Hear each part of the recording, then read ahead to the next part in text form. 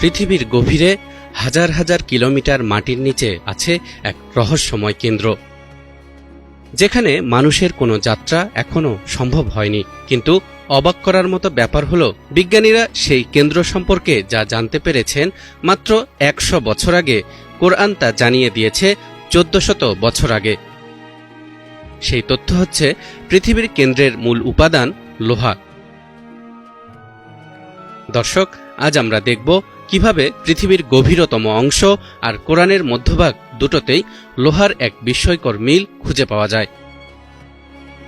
প্রথমেই আমরা জানব পৃথিবীর কেন্দ্র বলতে আসলে কি বোঝানো হয় আর এটি আবিষ্কারই বা হলো কি করে। পৃথিবীর নিচে একটার পর একটা স্তর আছে। সবচেয়ে বাইরে কঠিন ভূত্বক, বিজ্ঞানের ভাষায় যাকে বলা হয় ক্রাস্ট। এর পরের স্তরে রয়েছে আঠালো ম্যান্টেল, আর তার নিচে আউটার কোর এবং একদম মাঝখানে ইনার কোর। এই আউটার ও ইনার কোরকেই বিজ্ঞানীরা বলেন পৃথিবীর কেন্দ্র, যা মাটির নিচে প্রায় ৫ থেকে ৬,০০০ কিলোমিটার গভীরে।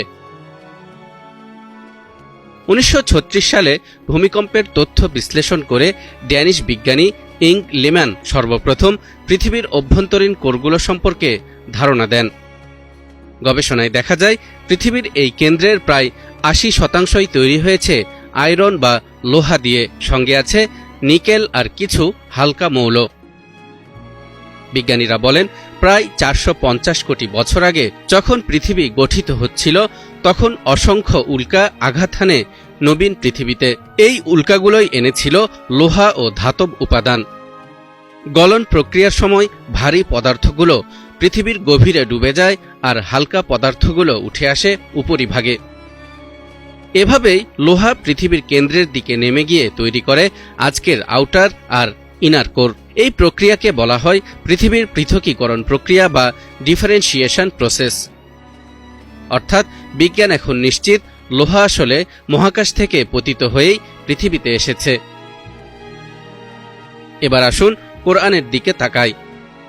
কোরআনের মোট সূরার সংখ্যা ১১৪টি, আর একদম মাঝের সূরাটি অর্থাৎ ৫৭ নম্বর সূরার নাম কি জানেন? সূরা আল হাদিদ, যার অর্থই হচ্ছে লোহা। অর্থাৎ কোরআনের মধ্যভাগে আছে লোহা, ঠিক যেমন পৃথিবীর মধ্যভাগেও আছে লোহা। সুবহানাল্লাহ। এখানেই শেষ নয়। এই সূরার ২৫ নম্বর আয়াতে আল্লাহ বলেন, وَأَنزَلْنَا الْحَدِيدَ فِيهِ بَأْسٌ شَدِيدٌ وَمَنَافِعُ لِلنَّاسِ।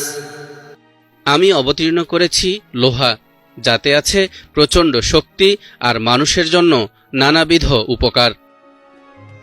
এখানে অবতীর্ণ করেছি অর্থাৎ আসমান থেকে পাঠিয়েছি, যা বিজ্ঞান আজ প্রমাণ করেছে। সত্যি, লোহা আসলে পৃথিবীতে তৈরি হয়নি, বরং মহাকাশ থেকে উল্কার মাধ্যমে নেমে এসেছে। দর্শক, আরও এক চমক আছে। লোহার পরমাণু সংখ্যা ২৬, আর হাদিদ শব্দটির আরবি অক্ষরগুলোর সংখ্যামান যোগ করলেও হয় ২৬। বলুন তো, এমন সূক্ষ্ম মিল কি শুধুই কাকতালীয় হতে পারে, নাকি এটি সাক্ষ্য দেয় মহান সৃষ্টিকর্তার অপরিসীম জ্ঞানের? পৃথিবীর কেন্দ্র হোক বা কোরআনের কেন্দ্র, দুটোই সাক্ষ্য দিচ্ছে সৃষ্টিকর্তা মহান আল্লাহ তাআলার জ্ঞান কতটা অসীম, অপরিমেয়। তবুও এক শ্রেণীর লোক সেই স্রষ্টাকেই বিশ্বাস করতে চায় না, মানতে চায় না কোরআনের বাণীগুলোকেও। তাদের উদ্দেশ্যেই আল্লাহ তাআলা প্রশ্ন ছুড়ে দিয়েছেন, আফাবিহাযাল হাদীসি আনতুম মুদহিনুন। তবুও কি তোমরা এই কোরআনের বাণীকে তুচ্ছ মনে করবে? মহান আল্লাহ তাআলা আমাদেরকে তাকে চেনার এবং তার বাণীগুলো মেনে চলার তৌফিক দান করুন। আমিন। তালহা ইবনে রেজা, নিউজ 24।